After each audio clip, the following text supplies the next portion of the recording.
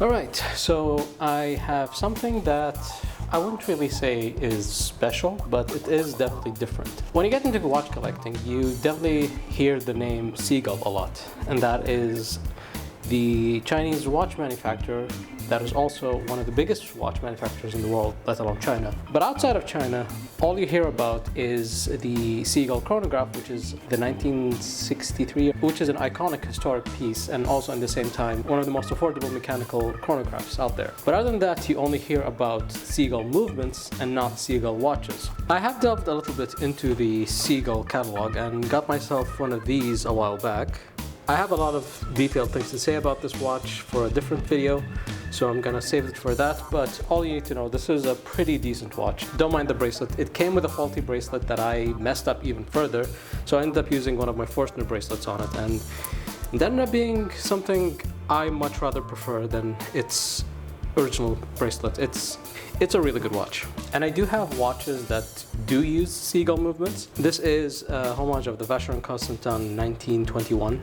Obviously this is nowhere near the same build quality as a Vacheron, but this in its own respect is a pretty decent watch, and it is using a very specific Sea-Gull movement that was based off of an ETA pocket watch movement. Another watch that I do have that does have a Sea-Gull movement, and this you might see a lot, is the jumping hour from Cezanne Mercure. And this is a movement that you'll see in a lot of micro brands. Anytime there's an affordable micro brand, it is most likely using the movement in this watch in particular.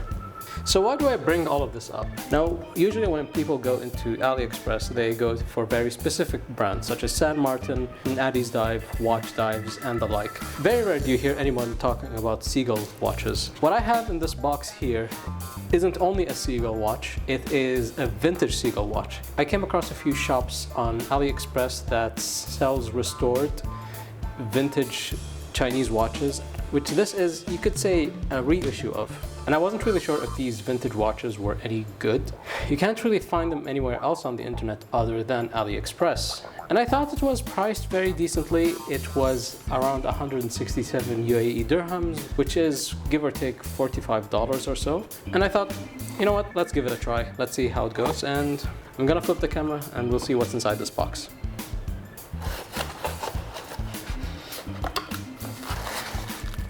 And this is the watch.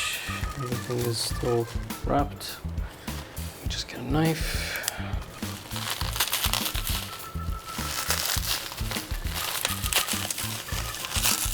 Of course, it's not gonna come with its box. This watch is pretty old, but this is what the watch looks like.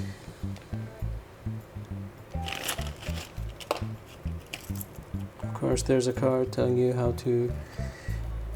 I'm not sure like if this is from the original packaging or whatever. I can't read Chinese anyway, so. But it's pretty straightforward. It works as intended. This is what the watch looks like. Already we can see some similarities between it and my more modern Sea-Gull. Except that this one does not have a fluted bezel.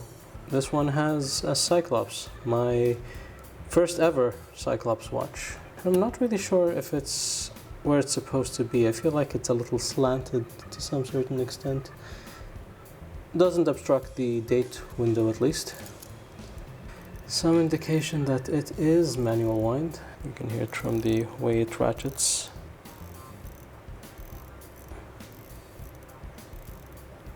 But does it hack? No, no hacking.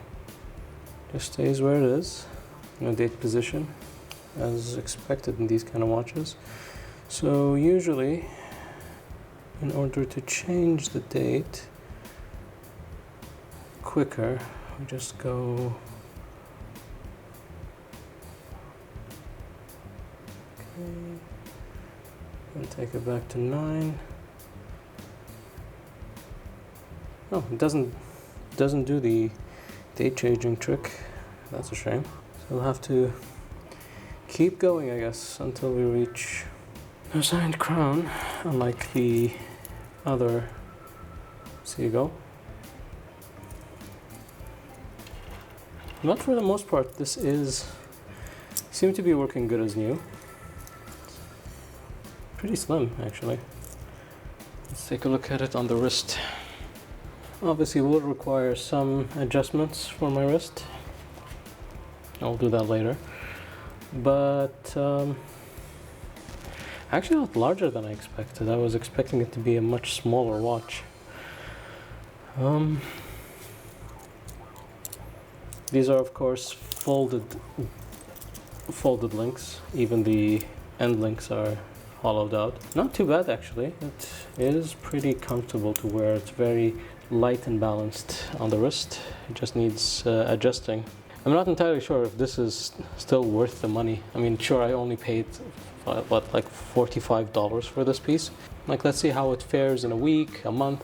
This is pretty much a short video. Just wanted to take a look at this, and if you like what you see here and want to see a follow-up to this watch, do hit me a follow.